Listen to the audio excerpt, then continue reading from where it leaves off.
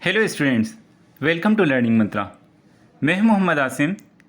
आज मैं आपके लिए वोकेशनल एजुकेशन रिटेल के थर्ड लेवल, जिसको हम क्लास 11th भी बोलते हैं, उसकी बुक को स्टार्ट करने के लिए आज आपको मैं फर्स्ट यूनिट का फर्स्ट सेशन पढ़ाने वाला हूं।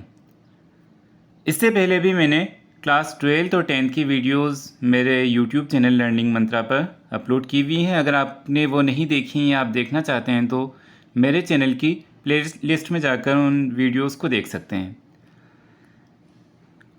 आज हम क्लास 11th का जो फर्स्ट यूनिट है फंडामेंटल्स ऑफ रिटेलिंग, उसके बारे में डिस्कस कर रहे हैं। तो देखते हैं हम आज क्या क्या पढ़ेंगे। सबसे पहले हम इंट्रोडक्शन देखते हैं, परिचय पढ़ेंगे इसका कि रिटेलिंग क्या होती है। फिर उसके बाद हम देखेंगे रिटेल व्यापार का अर्थ और महत्व क्या होता है, meaning and significance of retail business. फिर इसके बाद हम देखेंगे organised and unorganised retail business क्या होता है। फिर इन दोनों के बीच में हम डिफरेंस भी देखेंगे, संगठित और असंगठित रिटेल के बीच में। फिर उसके बाद हम देखेंगे different types of retail business establishments, कि रिटेल में कितने तरह की दुकानें होती हैं, दुकानों के प्रकार किस किस तरह के होते हैं। फिर नेक्स्ट हम देखेंगे फंक्शंस ऑफ रिटेलर्स जो होते हैं उनके क्या क्या काम होते हैं, क्या क्या फंक्शंस होते हैं, क्या काम उनको करना रहता है। फिर देखेंगे हम एसेंशियल रिक्वायरमेंट्स ऑफ रिटेलर्स। फिर लास्ट जो टॉपिक हमारा रहेगा रिटेलर्स सर्विसेज टू कस्टमर को रिटेलर्स क्या क्या सर्विसेज प्रोवाइड करते हैं। तो देखते हैं, सबसे पहले हम इंट्रोडक्शन देखते हैं इस यूनिट का जैसा नाम है फंडामेंटल्स ऑफ रिटेलिंग की मूल बातें क्या क्या होती हैं। इसमें आपको सबसे पहले मैं बता देता हूँ कंज्यूमर, कस्टमर, मार्केट, प्रोडक्ट, ये चीज़ें क्या होती हैं। आपको कंज्यूमर कस्टमर के बारे में मालूम ही है। कंज्यूमर क्या होता है, कंज्यूमर उपभोक्ता कहलाता है, जो वस्तु अपने खुद के या अपने घर वालों या परिवार वालों के उपयोग के लिए ख़रीदता है, उसको कंज्यूमर कहा जाता है। ग्राहक ज़रूरी नहीं है कि ख़ुद के लिए या ख़ुद के घर वालों के लिए ही सामान उपयोग करने के लिए लेके जा रहा है, ग्राहक कोई भी हो सकता है। तो कंज्यूमर और कस्टमर के बीच में आपको डिफरेंस पता लग चुका है। उसके अलावा हम देखते हैं मार्केट किसको कहा जाता है। मार्केट या बाज़ार ऐसा स्थान जहां पर वस्तुओं और सेवाओं का आदान प्रदान होता है, उसे बाज़ार कहा जाता है। मार्केट जहां पर हम गुड्स और सर्विसेज को एक्सचेंज करते हैं। पहले जब करेंसी नहीं थी तब हम वस्तुओं को बेचा करते थे। संसार में सर्वाधिक रोज़गार के साधन कृषि क्षेत्र में उपलब्ध हैं। आपको सबसे ज़्यादा पता है कि हमारी कंट्री जो है वो एग्रीकल्चर बेस्ड कंट्री है। हमारे यहाँ की 60% पॉपुलेशन जो है, 60% जनसंख्या किस पर डिपेंड है, किस पर निर्भर है, कृषि पर। तो दूसरा जो रोज़गार के साधन उपलब्ध कराने वाला जो क्षेत्र आता है वो आता है रिटेल का। कृषि के बाद सेकंड नंबर जिसका आता है वो है रिटेल का। तो रोज़गार के अवसर उपलब्ध कराने के मामले में रिटेल का स्थान दूसरा आता है। रिटेल उद्योग आकार के मामले में 5वां सबसे बड़ा उद्योग है। अगर हम इंडस्ट्री की बात करें तो इंडस्ट्री के मामले में रिटेल का जो पोजीशन आती है वो आती है 5वीं। नेक्स्ट हम देखते हैं रिटेलिंग क्या होता है। रिटेलिंग एक आर्थिक गतिविधि है। रिटेलिंग में वे सारे चरण शामिल हैं जिसके द्वारा एक उत्पाद या प्रोडक्ट या सर्विस सेवा को अंतिम उपभोक्ता तक पहुंचाया जाता है। एक क्या है, एक्टिविटी है जिसमें हम प्रोडक्ट बनने से लेकर कस्टमर के हाथ तक पहुंचाने तक, कंज्यूमर के हाथ तक पहुंचाने तक का काम करते हैं, उसी को रिटेलिंग कहा जाता है। जितनी भी उसके बीच में जितनी भी गतिविधियां होती हैं, एक्टिविटीज़ होती हैं, वो सब रिटेलिंग कहलाती हैं। उपभोक्ता की आवश्यकता की पूर्ति करने के लिए वस्तु को कम या छोटी मात्रा में बेचना ही रिटेल कहलाता है। ये चीज़ हम 9th में भी पढ़ी थी, 10th में भी पढ़ी थी। डेफिनेशन आपको सबको पता है, to sell the goods in small quantities as per the requirement of final consumer, या वस्तु को कम या छोटी मात्रा में बेचना जिससे उपभोक्ता या कंज्यूमर की आवश्यकताओं की पूर्ति हो सके, उसे हम रिटेल कहते हैं। वर्तमान समय में सूचना प्रौद्योगिकी के उपयोग ने प्रत्येक क्षेत्र में परिवर्तन किए हैं। अब जैसे ही टेक्नोलॉजी आ चुकी है, इंफॉर्मेशन टेक्नोलॉजी आ चुकी है, कोई सा ऐसा डिपार्टमेंट, कोई सा ऐसा फील्ड नहीं बाकी रहा जहाँ पर इंफॉर्मेशन टेक्नोलॉजी का यूज़ नहीं किया जा रहा हो। चाहे एजुकेशन हो, चाहे कोई से भी XYZ, हर फील्ड में इंफॉर्मेशन टेक्नोलॉजी का यूज़ किया जा रहा है। सूचना प्रौद्योगिकी ने रिटेल क्षेत्र में उत्पादों की बिक्री प्रक्रिया को भी प्रभावित किया है। अब पहले जो बिक्री होती थी, पहले हमें दुकान पर जाना पड़ता था। अब हमें ऐसा नहीं है, आप घर बैठे भी कोई भी प्रोडक्ट, कोई भी सर्विस मंगा सकते हैं। स्मार्टफोन और इंटरनेट की सुविधा ने ग्राहक को आवश्यकता को समझने और ग्राहक की आवश्यकता के अनुसार उत्पाद या सेवाएं बाजार में उपलब्ध कराने आदि कार्यों को संभव बना दिया है। अब स्मार्टफोन और जब से इंटरनेट आया है तब से हमारे और भी आसान हो चुका है। हमें प्रोडक्ट को डिफरेंस का कंपेयर करने में हम गूगल पे सर्च कर लेते हैं कौन सी प्रोडक्ट की क्वालिटी ज़्यादा अच्छी है, उसका रिव्यू देख लेते हैं, उसके बाद ही हम पैसा खर्च करते हैं। तो रिटेलिंग का ये फंडामेंटल्स हैं। आगे हम देखते हैं, सेशन को स्टार्ट करते हैं। आपका जो फर्स्ट टॉपिक है इसमें रिटेल व्यापार का अर्थ और महत्व। अब रिटेल क्या होता है? कोई भी व्यक्ति रिटेलर या तो कोई कंपनी हो सकती है, कोई फर्म हो सकता है, कोई आदमी हो सकता है जो क्या करता है, होलसेलर या थोक विक्रेता से माल या वस्तु खरीद कर ग्राहक या अंतिम उपभोक्ता को बेचता है, उसे रिटेलर कहा जाता है। रिटेलर कोई भी आदमी, कोई भी कंपनी, कोई भी फर्म जो प्रोड्यूसर या होलसेलर से सामान खरीद कर किसको देता है, एंड यूज़र को या अंतिम उपभोक्ता को बेचता है, उसको रिटेलर कहा जाता है। रिटेल में सिर्फ माल और वस्तुओं को ही बेचने का काम नहीं होता है, रिटेल में सर्विसेज भी बेची जाती हैं। आप अभी मोबाइल यूज़ कर रहे हैं, मोबाइल में आप हर महीने जो रिचार्ज कराते हैं वो भी रिटेलर ही हैं। जो भी आपके ऑपरेटर हैं, चाहे एयरटेल हो, चाहे वोडाफोन आइडिया हो, चाहे जियो हो, ये भी क्या है, रिटेलर हैं। आपको सर्विसेज प्रोवाइड कर रही हैं, ये रिटेलर हैं। दूसरा एग्जांपल हम देख सकते हैं, आप ब्यूटी पार्लर जाते हैं, ब्यूटी पार्लर में आपको कोई प्रोडक्ट नहीं दिया जाता। पार्लर में जाएंगे, आप कहेंगे कि हमें हमारा हेयर कट करवाना है, तो हेयर कट के लिए आपको कुछ नहीं मिला है, आपने सर्विस ली है, उसके बदले उनको पैसा दे रहे हैं आप। तो ये भी क्या है, एक सर्विस है। आप टेलर के पास जाते हैं, टेलर आपको आप ही कपड़े ख़रीद कर लेके जाते हैं, वो सिर्फ थोड़ा बहुत उनका जो टेलरिंग मटेरियल होता है उसका यूज़ करके आपसे चार्जेस लेते हैं। तो ये भी कपड़े सी के आपको दे देते हैं आपकी मनपसंद, आपकी आवश्यकता के अनुसार। तो ये क्या होता है, टेलर जो होते हैं वो भी सर्विसेज प्रोवाइड करते हैं। तो रिटेलर क्या करते हैं, माल या सेवाओं को कहाँ तक पहुँचाते हैं, अंतिम उपभोक्ता तक बेचने का काम करते हैं रिटेलर। नेक्स्ट हम देख लेते हैं, थोक विक्रेता कौन होते हैं। थोक विक्रेता को होलसेलर कहा जाता है। उत्पादक निर्माता से बड़ी मात्रा में वस्तु खरीद कर रिटेलर को बेचते हैं। होलसेलर क्या होते हैं, होलसेलर यूँ नहीं कि आप 100 ग्राम चीनी लेने जाएंगे तो आपको दे देंगे, रिटेलर आपको 100 ग्राम चीनी भी दे देंगे। लेकिन अगर आप होलसेलर के पास जाएंगे तो होलसेलर कहेंगे कि सर हम 50 केजी का हमारा यहाँ पर बैग है, उससे कम हम आपको नहीं देंगे, या 10 केजी का हमारे यहाँ पर बैग है, उससे कम हम आपको शुगर नहीं बेच सकते। तो उनकी क्वांटिटी जो होती है, होलसेलर की यहाँ पर क्वांटिटी जो होती है वो ज़्यादा होती है। रिटेलर आपको छोटी छोटी मात्रा में भी वस्तु बेच सकते हैं, उसके बदले वो उनका लाभ कमा लेते हैं। आगे आपको कुछ इमेजेस दी हुई हैं रिटेल शॉप्स की। आपको दोनों इमेजेस में रेक्स नज़र आ रही हैं, शेल्फ नज़र आ रही हैं, जिसमें आपको अलग अलग तरह की वैरायटीज़ नज़र आ रही हैं। प्रोडक्ट्स, सब तरह के प्रोडक्ट्स आपको जमे हुए हैं। यहाँ पर कस्टमर सेल्फ सर्विस अपने आप जाकर गैलरी में जाकर जो भी प्रोडक्ट उनको चाहिए वो ब्राउज़ करते हैं, देखते हैं, और उनकी पसंद पर आने के बाद वो प्रोडक्ट ले लेते हैं। बाद में जब चेकआउट करते हैं या जब उनको पेमेंट करना होता है तो पेमेंट करके अपना प्रोडक्ट घर पे ले जाते हैं। ये इमेजेस में आपको नज़र आ रहे हैं रिटेल शॉप। नेक्स्ट हम देखते हैं वितरण चैनल क्या होता है। डिस्ट्रीब्यूशन चैनल भी कहा जाता है इसको। प्रोडक्ट बनने से लेकर कस्टमर के आने तक बहुत सारे बीच में एक्टिविटीज़ होती है, बहुत सारे लोग बीच में होते हैं, उन सबको क्या कहा जाता है, चैनल कहा जाता है। इनको श्रृंखला कहा जाता है, एक चेन होती है पूरी। तो मैन्युफैक्चरर से पहले भी हमारा प्रोडक्ट जो रॉ मटेरियल है कहीं से आ रहा होगा, तो हम इसको भी फार्म्स बोल सकते हैं। खेत से सामान आया, खेत से कच्चा माल लाया गया फैक्ट्रीज तक, जिसे हम मैन्युफैक्चरर कहते हैं। मैन्युफैक्चरर ने सामान बनाकर डिस्ट्रीब्यूटर को दे दिया, डिस्ट्रीब्यूटर से थोक विक्रेता ख़रीद कर लेके आ गए, थोक विक्रेता से रिटेलर, रिटेलर से कंज्यूमर। तो ये एक पूरी चेन होती है, इसी को वितरण श्रृंखला या डिस्ट्रीब्यूशन चैनल कहा जाता है। ज़रूरी नहीं है कि हर चैनल में या हर श्रृंखला में होलसेलर भी हों, रिटेलर भी हों। बहुत सारी बार ऐसा होता है मैन्युफैक्चरर से डायरेक्ट उपभोक्ता भी ख़रीद सकता है, थोक विक्रेता से भी उपभोक्ता ख़रीद सकता है, रिटेलर से भी उपभोक्ता ख़रीद सकता है। तो आपको नेक्स्ट और हमने इसको एक्सप्लेन किया हुआ है। उत्पादक से थोक विक्रेता, थोक विक्रेता से रिटेलर, रिटेलर के बाद उपभोक्ता। अब बहुत सारी जगह ऐसा होता है कि रिटेलर ख़ुद सीधे मैन्युफैक्चरर से सामान ख़रीद कर ला के उपभोक्ताओं को देते हैं। बहुत सारी बार गांव में ऐसा होता है कि आप सीधे जो बनाने वाले हैं, जो उत्पादक हैं, निर्माता हैं, उनसे सीधे जाके फैक्ट्री से जाके आप सामान ख़रीद लेते हैं। ये भी उपभोक्ता की आवश्यकताओं की पूर्ति करने का काम कर रहे हैं।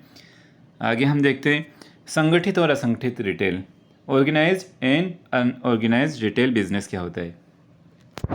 हमने हमारी प्रीवियस क्लासेस में भी ये चीज़ अच्छे से डिस्कस की हुई है, एक बार दोबारा से हम देख लेते हैं। ऑर्गेनाइज रिटेलिंग क्या होता है, एक बार मैं इसको पढ़ लेता हूँ।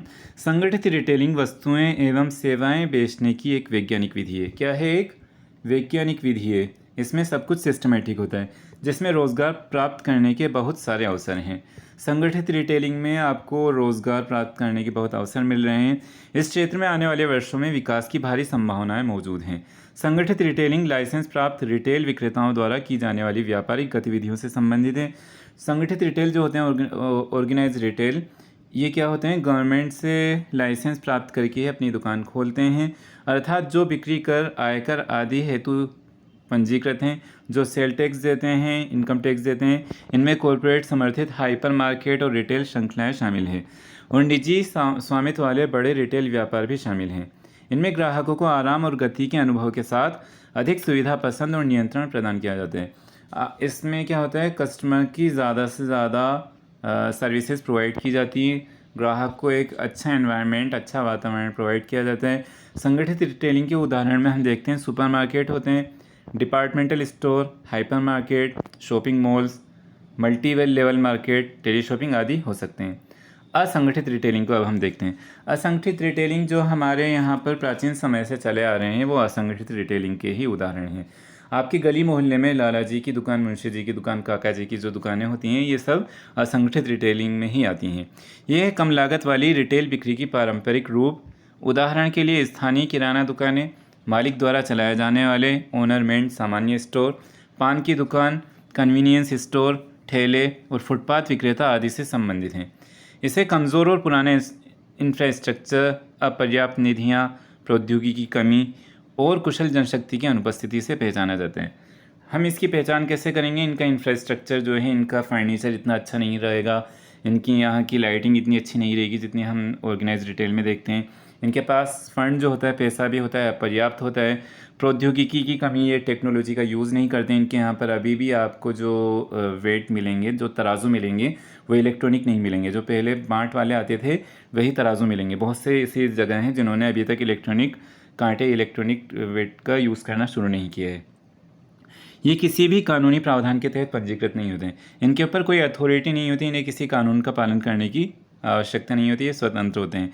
यहाँ नियमित खातों का रखरखाव नहीं होता, या अपने यहाँ पर कोई अकाउंट्स मेंटेन करके नहीं रखते हैं। ये छोटी और बिखरी हुई इकाइयाँ हैं। ये छोटी छोटी दुकानें होती हैं, बिखरी हुई होती हैं, जो एक निश्चित या चलते फिरते स्थान पर उत्पाद बेचती हैं। पारंपरिक इकाइयों में मंडियाँ जो होती हैं वो असंगठित रिटेल में ही आती हैं। हाट जो होते हैं, जो वीकली मार्केट होते हैं, गाँव में लगते हैं, तो वो भी असंगठित रिटेल में आते हैं। मेला असंगठित रिटेल में आता है। स्थानीय बनिया, किराने की दुकान, पान वाला और अन्य जैसे मोची, फल और सब्ज़ी विक्रेता आदि शामिल हैं। आगे हम इनमें एक इमेज के माध्यम से हम देखते हैं कि संगठित रिटेलिंग और असंगठित रिटेलिंग। आपको जो फर्स्ट दो इमेजेस जो नज़र आ रही हैं, ये है असंगठित रिटेल के उदाहरण। इसमें कस्टमर जो हैं, कस्टमर कहीं नज़र नहीं आ रहे हैं। यहाँ पर कस्टमर को सेल्फ सर्विस प्रोवाइड नहीं की हुई है। और सेकंड इमेज में भी कस्टमर जो हैं वो यहाँ पर सेल्स एसोसिएट जो शॉपकीपर हैं उनको पेमेंट कर रहे हैं। यहाँ पर भी सेल्फ सर्विसेज अवेलेबल नहीं है। लेकिन आप थर्ड इमेज देखेंगे, थर्ड इमेज में कस्टमर खुद अपने हाथ से प्रोडक्ट चूज़ करके, प्रोडक्ट सेलेक्ट करके ख़रीद रहे हैं। ये सेल्फ सर्विस होती है। यहाँ पर ग्राहक अपनी मनपसंद के अनुसार बहुत सारे वेराइटीज़ अवेलेबल होती हैं। एक ही चीज़, जैसे टूथपेस्ट लेना हो तो टूथपेस्ट में आपको 50 तरह की वेराइटीज़ नज़र आ जाएगी। ग्राहक उसमें कंपेयर करके जो उनको सबसे अच्छा लगता है वही प्रोडक्ट ख़रीद लेंगे। लेकिन जो छोटी दुकानें होती हैं, वहाँ पर आपको टूथपेस्ट लेने जाएंगे तो आपको सिर्फ 2-3 वेराइटी मिलेगी। सिर्फ वो कोलगेट का, पेप्सोडेंट या क्लोजअप, 2-3 वेराइटी ही अपने यहाँ पर उपलब्ध रहती हैं। नेक्स्ट हम देखते हैं इन दोनों के बीच में अंतर। संगठित रिटेलिंग और असंगठित रिटेलिंग के बीच का अंतर क्या होता है? सबसे पहले हम कंसेप्ट के आधार पर देखते हैं। कंसेप्ट क्या होता है? ऑर्गेनाइज रिटेल में एक ही छत के नीचे सब कुछ सिस्टमेटिक होता है, उन्नत और वैज्ञानिक तरीके का उपयोग किया जाता है। लेकिन अनऑर्गेनाइज रिटेल बिजनेस में क्या होता है? कमज़ोर मूल संरचना होती है, उनका इंफ्रास्ट्रक्चर इतना अच्छा नहीं होता है। प्रौद्योगिकी की कमी, उनके यहाँ टेक्नोलॉजी का यूज़ नहीं किया जाता। अगर आप वहाँ पर पेमेंट करेंगे तो पेमेंट करने के लिए आप कहेंगे कि सर हम कार्ड से पेमेंट करना चाहते हैं, तो वो कह देंगे हमारे यहाँ पर स्वाइप मशीन नहीं है। तो इनके पास क्या है, टेक्नोलॉजी की कमी है। अपर्याप्त धन इनके पास दोबारा अपने बिज़नेस को बढ़ाने के लिए इतना सफिशिएंट पैसा भी नहीं होता कि वो अपने बिज़नेस को बढ़ा सकें। सेकंड जो बेस है डिफरेंस का, वो क्या है, registration and maintenance of accounts. Accounts maintain करने से हमें हमारा लाभ और हानि का पता लगता है। साल भर में या अगर हम मंथली हमारा अकाउंट मेंटेन करके रखेंगे तो हमें पता कर सकते हैं कि हमें कितना प्रॉफिट हुआ है, कितना लॉस हुआ है। लेकिन अनऑर्गेनाइज्ड रिटेल बिजनेस में ऐसा कोई अकाउंट मेंटेन करने का काम होता नहीं है। वहाँ पर कोई कानून उनको अनिवार्य नहीं कर सकता। लेकिन ऑर्गेनाइज रिटेल में सबको अकाउंट मेंटेन रखना अनिवार्य होता है, क्योंकि इन्होंने रजिस्ट्रेशन किया है, गवर्नमेंट ने इन्हें परमिशन दी है, तो इनको अपने अकाउंट मेंटेन करके रखने पड़ेंगे। थर्ड है नंबर ऑफ़ आइटम्स, मदों की संख्या। ऑर्गेनाइज रिटेल में आपको बहुत बड़ी संख्या में वेराइटीज़ मिल जाएंगी, लेकिन अनऑर्गेनाइज में कुछ मद और सीमित या कोई वेराइटी उपलब्ध नहीं है, मतलब बहुत कम वेराइटीज़ आपको मिलेगी। फोर्थ है साइज़ एंड लेआउट।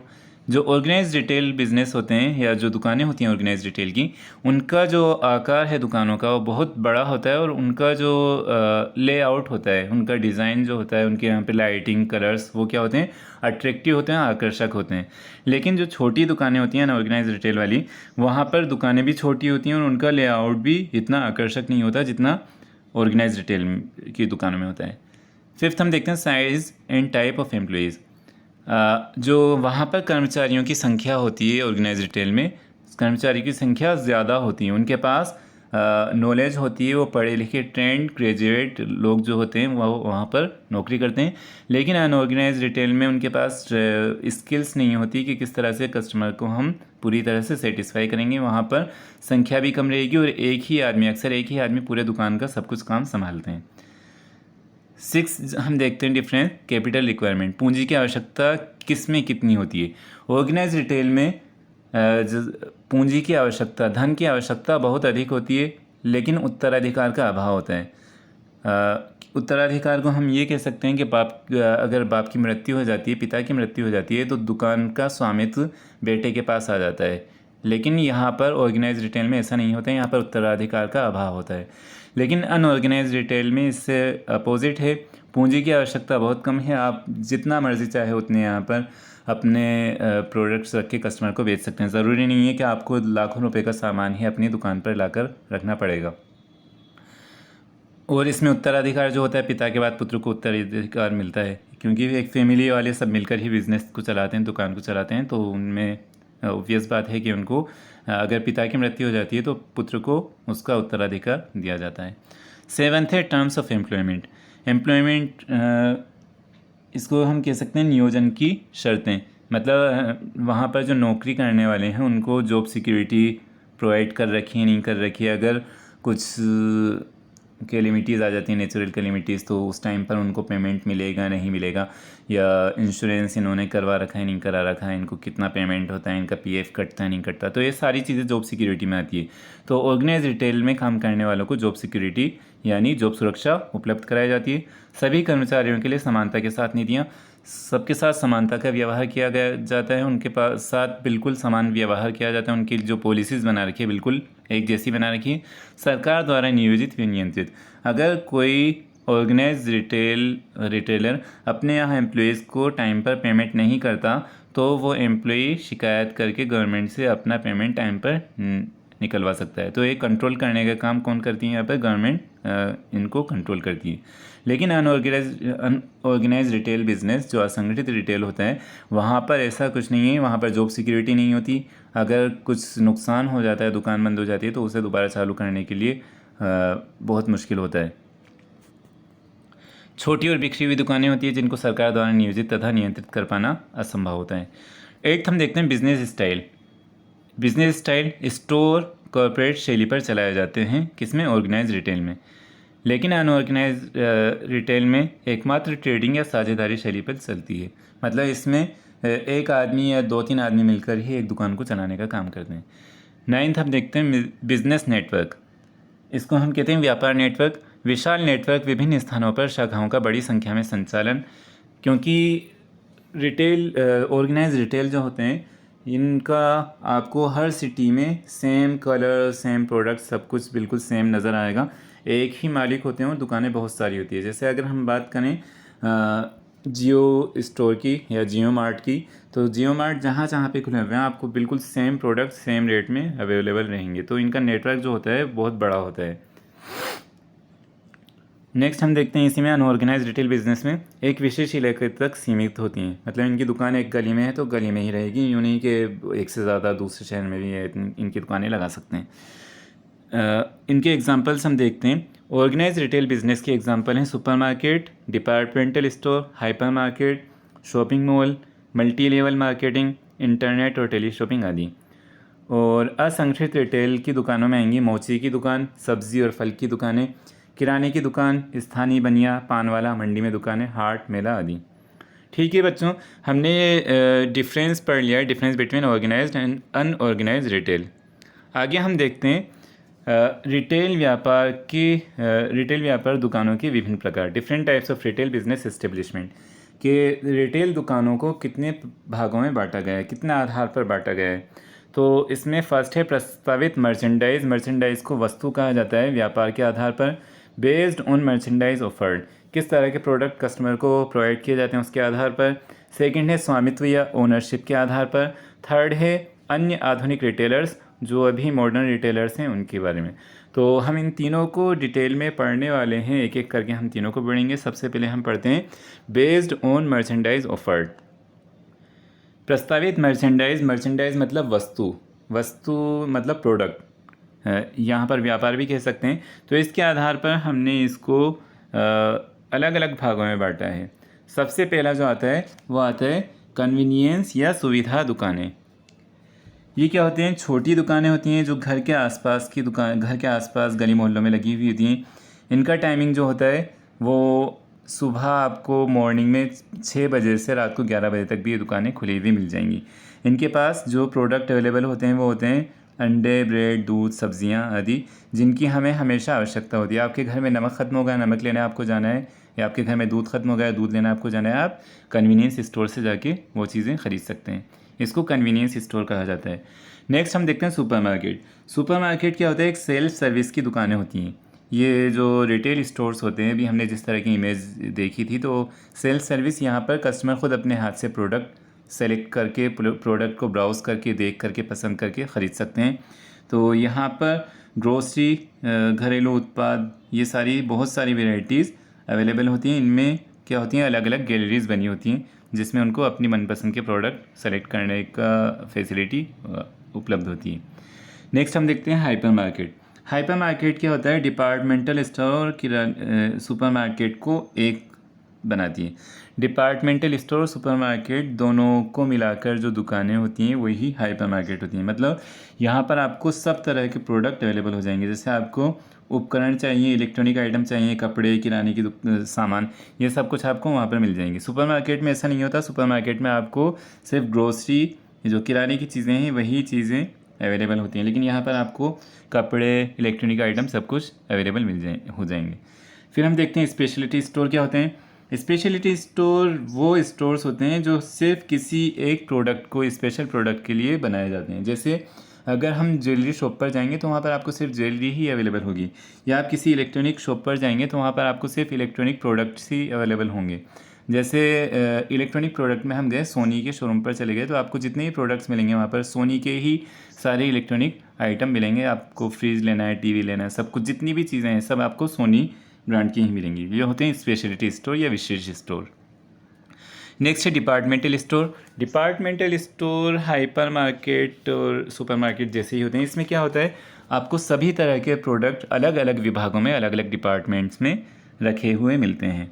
जैसे आप डिपार्टमेंटल स्टोर में गए, आप पूरी फैमिली के साथ गए या हस्बैंड वाइफ गए हैं, तो हस्बैंड फीमेल वाले डिपार्टमेंट में जाके वहाँ पर उसको एक तरह से इनसिक्योर फील करेगा, कंफर्टेबल फील नहीं करेगा। वो कहेगा कि मैं लेडीज़ मार्केट में जाके क्या करूँगा। तो वो आदमी जेंट्स मार्केट में चला जाएगा, उसके साथ जो लेडी हैं इन्हीं वो जो फीमेल मार्केट है, लेडी मार्केट है, उसमें चली जाएंगी। तो अलग अलग वस्तुएं, अलग अलग वस्तुओं के अलग अलग विभाग बनाकर रखे जाते हैं, जहाँ पर जो चीज़ें ख़रीदी जाती है उसके अनुसार ही प्रोडक्ट अवेलेबल होते हैं। जैसे बच्चों का डिपार्टमेंट जो होगा वो अलग होगा, बड़ों का डिपार्टमेंट अलग होगा, लेडीज़ आइटम अलग होंगे, कपड़ों का जो डिपार्टमेंट है अलग होगा, ग्रोसरी का डिपार्टमेंट अलग होगा, वेजिटेबल्स एंड फ्रूट्स का डिपार्टमेंट अलग होगा। ये होते हैं डिपार्टमेंटल स्टोर। फिर हम देखते हैं कैटलॉग शोरूम। कैटलॉग शोरूम वो दुकानें होती हैं जहाँ पर प्रोडक्ट को अपने स्टोर पर रखना पॉसिबल नहीं होता। वो आपके पास जब भी आप कुछ चीज़, मान लो आपको फ़र्नीचर ख़रीदना है, फ़र्नीचर ख़रीदने के लिए आप गए, तो एक स्टोर में इतने सारे फ़र्नीचर, या आपको एक बेड ख़रीदना है, तो इतने सारे बेड रखना एक ही स्टोर में पॉसिबल नहीं होता। तो इसलिए वो क्या रखते हैं, अपने पास एक कैटलॉग रखते हैं, एक बुक रखते हैं, जिसमें सभी फ़र्नीचर की, सभी बेड्स की इमेजेस लगी हुई होती हैं। वो आपको कैटलॉग दिखाएंगे, आपसे पूछेंगे कि आप जो भी प्रोडक्ट लेना चाहें उसका कोड नीचे लिखा होता है। जो ही प्रोडक्ट कस्टमर पसंद करेगा उसका कोड बता देगा, और पेमेंट करने के बाद संबंधित वस्तु जो भी उसने पसंद की है उसके घर पर डिलीवर कर दी जाती है। ये होते हैं कैटलॉग शोरूम। फिर हम देखते हैं डिस्काउंट स्टोर। डिस्काउंट स्टोर क्या होते हैं, ये आपने देखा होगा बहुत सी दुकानें ऐसी होती हैं जहाँ पर हमेशा ऑफ़र्स चले हुए होते हैं, 50% discount, 20% discount, season and offer या इस तरह के। तो ये क्या होते हैं, डिस्काउंट स्टोर हमेशा अपने यहाँ पर वस्तुओं को बेचने के लिए डिस्काउंट लगाए रखते हैं, डिस्काउंट उपलब्ध कराए रखते हैं।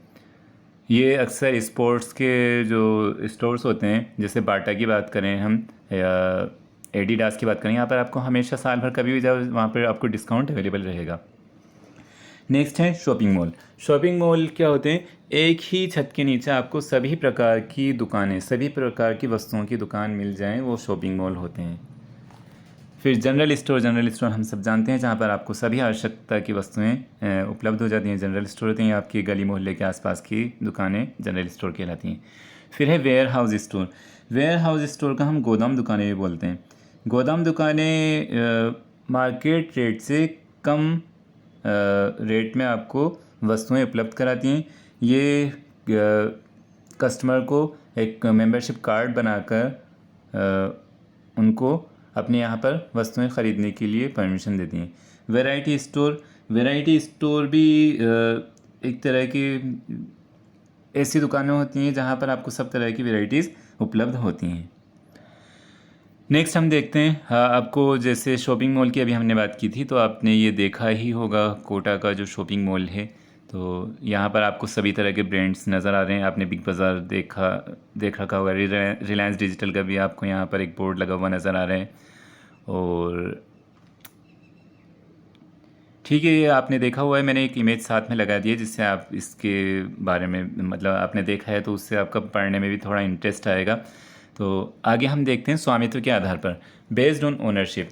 हमने पहला पढ़ लिया है मर्चेंडाइज उपलब्ध कराने के आधार पर, जिसमें हमने 11 भागों में बांटा था। सेकंड है स्वामित्व के आधार पर रिटेलर को कितने भागों में बांटा जाता है, 4। स्वतंत्र रिटेलर। सबसे पहले हम पढ़ते हैं स्वतंत्र रिटेलर। आपके जो गली मोहल्ले में जो दुकानें होती हैं उसको इंडिपेंडेंट रिटेलर बोलते हैं। ये किसी के साथ बंधे हुए नहीं होते हैं, इनके ऊपर कोई रूल रेगुलेशन नहीं होते, इन्हें किसी पॉलिसी का पालन करना नहीं होता, किसी रूल रेगुलेशन का पालन करना नहीं होता। ये दुकान सुबह 6 बजे से रात को चाहे 12 बजे तक भी खोले रखें, इनको कोई बंद कराने नहीं आएगा। सेकंड है corporate retail chain. Corporate retail chain वो दुकानें होती हैं जहाँ पर मालिक तो एक होते हैं और दुकानें बहुत सारी होती हैं। दुकानें मतलब एक ही मालिक है और दुकानें अलग अलग जगह पर लगी हुई होंगी, तो उसको कॉरपोरेट रिटेल चेन कहते हैं। जैसे मैं बात करूं रिलायंस फ्रेश। रिलायंस फ्रेश क्या है, एक रिटेल स्टोर है। आप कहीं पे भी चले जाओ आपको रिलायंस फ्रेश बिल्कुल सेम मिलेगा। या अगर हम बात करें डोमिनोज़ पिज़्ज़ा की, डोमिनोज़ पिज़्ज़ा आपने सबने खाया होगा, देखा होगा। तो डोमिनोज़ पिज़्ज़ा पूरे इंडिया में, पूरे वर्ल्ड में कहीं पे भी खाएंगे तो आपको टेस्ट जो मिलेगा बिल्कुल सेम मिलेगा। आपको वहाँ का जो एनवायरनमेंट है, वहाँ का फर्नीचर है, उनके लोगोज़ हैं, प्रोडक्ट की कैटेगरीज़ हैं, वो बिल्कुल आपको सेम मिलेगी। जो रेट्स है वो भी आपको बिल्कुल सेम मिलेगी। तो एक कॉर्पोरेट रिटेल चेन होती है, इसमें मालिक तो एक होते हैं, दुकानें बहुत सारी होती हैं। थर्ड है फ्रेंचाइजी। फ्रेंचाइजी कोई एक फेमस दुकान जिसके यहाँ पर, जिसका बिज़नेस बहुत अच्छा चल रहा है, और कोई एक नई दुकान जो सेम प्रोडक्ट बेचता है लेकिन उसका बिज़नेस चल नहीं रहा है, तो वो अपना बिज़नेस चलाने के लिए फ्रेंचाइजी ख़रीद सकता है। मान लो मैं बात करूँ एलन की, एक कोचिंग से हम एग्ज़ाम्पल लेते हैं। एलन कोचिंग का नाम आपने सबने सुना होगा, कोटा में एलन है। तो आप जहाँ पर रहते हैं, जैसे अभी मैं मंडाना की बात करूँ, मंडाना एक रूरल एरिया में है। यहाँ पर एक छोटी कोचिंग थी, उनके यहाँ पर क्वालिटी एजुकेशन है, बच्चे अच्छी तरह से बच्चों के साथ ट्रीट किया जाता है, बच्चों को सब तरह के पढ़ाया जाता है, वहाँ से सिलेक्शन भी है। लेकिन वहाँ पर इतने बच्चे नहीं आ पाते हैं, वहाँ का इतना एडवर्टीज़मेंट नहीं है या इतना फेमस नहीं है कि वहाँ पर बच्चे पढ़ने के लिए आएँ। तो जो मंडाना के कोचिंग वाले हैं वो क्या करेंगे, एलन वालों के पास जाएंगे, एलन वालों से कहेंगे कि मैं आपकी फ्रेंचाइज़ी ख़रीदना चाहता हूँ, आप आपका नाम मुझे साल भर के लिए दे दीजिए, मैं आपको इतना पेमेंट कर दूंगा। जैसे ही वहाँ पर एलन नाम जाएगा तो सारे जितने भी स्टूडेंट्स हैं वो किस तरफ अट्रैक्ट होंगे, नई जो कोचिंग खुली है वहाँ पर, और उससे क्या होगा, इनका भी फ़ायदा होगा। ये फ्रेंचाइज़ी लेने वाले और देने वाले के बीच में एक कॉन्ट्रैक्ट होता है, एक करार होता है, जिसमें फ्रेंचाइज़ी लेने वाला देने वाले को साल भर का जितना उन्होंने पैसा निर्धारित किया है उतना देते हैं। या अगर मैं बात करूं, एक मिठाई की दुकान है, स्वीट जो शॉप होती है, स्वीट की शॉप, मिठाई की दुकान, तो एक बहुत फेमस दुकान है जो आज से 20-25 साल से या 100 साल से अपना व्यापार कर रही है, और उनकी क्वालिटी वगैरह सब कुछ बहुत अच्छी है। अब एक छोटी दुकान जो 10 साल से अपना व्यापार चला रही है, लेकिन उनको इतना फ़ायदा नहीं हो पाता है, उनका इतना नाम नहीं है, तो वो अपना व्यापार चलाने के लिए 100 साल से चलने वाली दुकान के पास जाएंगे, उनसे कहेंगे कि मैं आपकी फ्रेंचाइज़ी लेना चाहता हूँ। तो वो कहेंगे कि मुझे इतना पैसा पे करना पड़ेगा। तो पैसा पे करने के लिए उनको अपना नाम लगाने के लिए अपनी दुकान पर दे देंगे। तो जो 10 साल से जो दुकान चल रही है, जिसका बिज़नेस इतना नहीं चल पाता था, उसका भी क्या हो जाएगा, उसका भी व्यापार उतना ही चलने लग जाएगा, लेकिन उसके बदले उनको फ्रेंचाइज़ी की जो फ़ीस होती है वो देनी पड़ेगी। या फ्रेंचाइज़ी और दूसरे उसमें भी मैं बता सकता हूँ, आपने KFC का नाम सुना होगा। KFC की फ्रेंचाइज़ी, ये डोमिनोज़ पिज़्ज़ा जो मैकडी होते हैं, तो इनकी फ्रेंचाइज़ी भी बेची जाती है, मतलब बहुत महंगी होती है। अगर अभी इसकी बात करें हम मैकडी की, तो मैकडी की फ्रेंचाइज़ी कम से कम 1 करोड़ रुपीज़ से स्टार्ट है। आगे हम देखते हैं उपभोक्ता सहकारी। उपभोक्ता सहकारी क्या होते हैं, ये भी कुछ ऐसी दुकानें होती हैं जो अपने यहाँ पर मतलब सब मिलके ही, उसके जितने ही मेंबर्स होते हैं वो सब मिलके ही अपने यहाँ पर दुकान लगा के अब मार्केट रेट से कम प्राइस में अपने कस्टमर्स को प्रोडक्ट बेचते हैं। मतलब उसमें कस्टमर्स भी खुद ही होते हैं और दुकानदार भी खुद ही होते हैं। मतलब कुछ लोग मिलके एक मतलब आपस में पैसा मिला के एक दुकान खोल लेते हैं और उसमें मार्केट रेट से कम रेट पर वस्तुएं कस्टमर को प्रोवाइड की जाती है। ये होता है उपभोक्ता सहकारी। आगे हम देखते हैं अन्य आधुनिक retailers, other modern retailers. E retailers, vending machine, automated retail stores. E retailers क्या होते हैं, इंटरनेट के माध्यम से जो वस्तुएं खरीद बेची जाती हैं वो ई रिटेलर्स हैं। चाहे आप अमेज़न हो, चाहे फ्लिपकार्ट हो, इनसे जो वस्तुएं बेची जा रही हैं ये ई रिटेलर्स की श्रेणी में आती हैं। Vending machine, railway station, bus stand, metro station, यहाँ पर वेंडिंग मशीन लगी हुई होती है जो 24 घंटे 7 दिन उनके पास प्रोडक्ट मिल जाएंगे, वहाँ पर किसी आदमी की आवश्यकता नहीं होती है। वेंडिंग मशीन में आप जो भी मनपसंद का प्रोडक्ट लेना चाहते हैं उस प्रोडक्ट पर आप सेलेक्ट करेंगे, सेलेक्ट करने के बाद आपसे पैसा मांगा जाएगा, आप पेमेंट उसमें रखेंगे। जैसे उनको पेमेंट रिसीव होगा, आपको नीचे बॉक्स में जो भी आपने वस्तु चाहिए वो आपको बॉक्स में उपलब्ध करा दी जाएगी। आगे है automated retail store. Automated retail store भी ऐसे स्टोर होते हैं जहाँ पर आप खुद ही पेमेंट कर सकते हैं और ख़ुद ही वस्तुएं ख़रीद सकते हैं। ई रिटेलर्स हम देख लेते हैं, जो इंडिया की 7 ई-कॉमर्स वेबसाइट्स हैं, इसमें Amazon, Flipkart, Myntra, Snapdeal, ShopClues, Paytm mall, Jabong, ये सारे आपने देख रखे हैं। दूसरा भी आपको Flipkart, Amazon, Myntra, first cry, Reliance smart, cafe coffee day और भी ग्रोफर्स, ये सारे क्या हैं, ई रिटेलर्स की श्रेणी में आते हैं। नेक्स्ट है वेंडिंग मशीन। वेंडिंग मशीन का भी मैंने इमेज लगा दिया है ताकि आप इसको भी एक बार देख लें। यहाँ पर आपको डिफरेंट प्रोडक्ट नज़र आ रहे हैं। तो यहाँ पर जो भी प्रोडक्ट आपको चाहिए आप उस पर जो यहाँ पर एक मशीन लगी हुई है तो वहाँ पर आप सेलेक्ट कर सकते हैं जो भी प्रोडक्ट चाहिए। वहाँ पर आपको उसका अमाउंट होगा वो बता देगा, आप अमाउंट उसमें पे करेंगे। जैसे उनको अमाउंट रिसीव होगा आपको नीचे बॉक्स में प्रोडक्ट अवेलेबल हो जाएगा। नेक्स्ट हम देखते हैं रिटेलर के क्या क्या कार्य होते हैं, रिटेलर को क्या क्या काम करना होता है, फंक्शंस ऑफ रिटेलर। सबसे पहला जो काम होता है थोक मात्रा को छोटी मात्रा में तोड़ना। मतलब थोक चीज़ें जो होती हैं, बल्क जो होता है, बल्क बड़ी चीज़ को, बड़ी मात्रा को छोटी छोटी चीज़ों में बेचना, जिससे उपभोक्ता की आवश्यकता की पूर्ति हो सके। अभी मैं बात करूं, आपने क्लिनिक प्लस शैम्पू यूज़ किया होगा, सब शैम्पू यूज़ करते हैं। तो आज से 10 साल पहले या आज से 20 साल पहले क्लिनिक प्लस अगर किसी को शैम्पू करना हो तो उसको 50-100 रुपये खर्च करने पड़ते थे। अगर एक इंडिविजुअल एक आदमी भी शैम्पू यूज़ करना हो उसे, तो उसे 50-70 रुपये खर्च करने पड़ते थे। लेकिन अभी ऐसा नहीं है, ये रिसर्च चलते रहे या रिटेलर्स जो थे उन्होंने कस्टमर की आवश्यकता को देखा, उसी के अकॉर्डिंग उन्होंने सेशे बना दिए, ताकि आपको जब भी इंडिविजुअल भी हो तो उनको 1-2 रुपये में ही शैम्पू मिल जाए, ताकि एक आदमी की आवश्यकता की पूर्ति उससे हो सके। तो ये क्या कर रहे हैं, बड़ी बड़ी चीज़ों को छोटी उसमें तोड़ रहे हैं, बल्क को छोटी क्वांटिटी में तोड़ने का काम कौन कर रहे हैं, रिटेलर। आगे है ग्राहकों को उत्पादों की जानकारी प्रदान करना। ग्राहकों को प्रोडक्ट्स की जानकारी, इन्फॉर्मेशन देने का काम भी कौन करते हैं, रिटेलर करते हैं। नेक्स्ट है प्रोवाइडिंग कस्टमर सर्विस। ग्राहक को ख़रीदने से पहले की और ख़रीदने के बाद की सेवाएं प्रदान करने का काम भी कौन करते हैं, रिटेलर करते हैं। नेक्स्ट है उपभोक्ताओं के लिए सुविधाजनक, आरामदायक और सुखद खरीदारी अनुभव बनाना। Creating a convenient, comfortable and pleasant shopping experience for consumer. उपभोक्ताओं के लिए सुविधाजनक, मतलब एसी लगे हुए होते हैं, बहुत सारे रिटेल स्टोर्स में सोफ़े लगे हुए होते हैं वेटिंग के लिए, और म्यूज़िक चलता रहता है, और लाइटिंग जो होती है बहुत अच्छी होती है। तो ये क्या करते हैं, रिटेलर ये काम करते हैं। आगे ग्राहकों को आवश्यकताओं के बारे में उत्पादकों को प्रतिक्रिया प्रदान करना। जो मैन्युफैक्चरर होते हैं वो क्यों अपने प्रोडक्ट में चेंजेस करते हैं, प्रोडक्ट में सुधार क्यों करते हैं।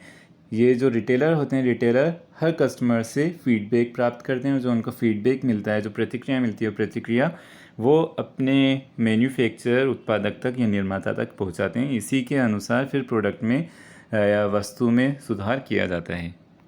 नेक्स्ट है रिटेलर्स की अनिवार्य आवश्यकताएं। एक रिटेलर को कौन कौन सी चीज़ें आवश्यक होती हैं, एसेंशियल कौन कौन सी रिक्वायरमेंट होती हैं। रिटेलर ऐसे स्थान पर, दुकान ऐसे स्थान पर बनाना जहां ग्राहक आकर्षित होते हैं। आपने बिल्कुल एक छोटे से कोने में दुकान लगा ली, तो वहां पर कस्टमर कैसे आएगा, कस्टमर ऐसी जगह पर आएगा जहां पर दुकान नज़र आती है, दुकान दिखने वाली होनी चाहिए। उन वस्तुओं का स्टॉक रखना जो ग्राहकों के लिए आवश्यक है।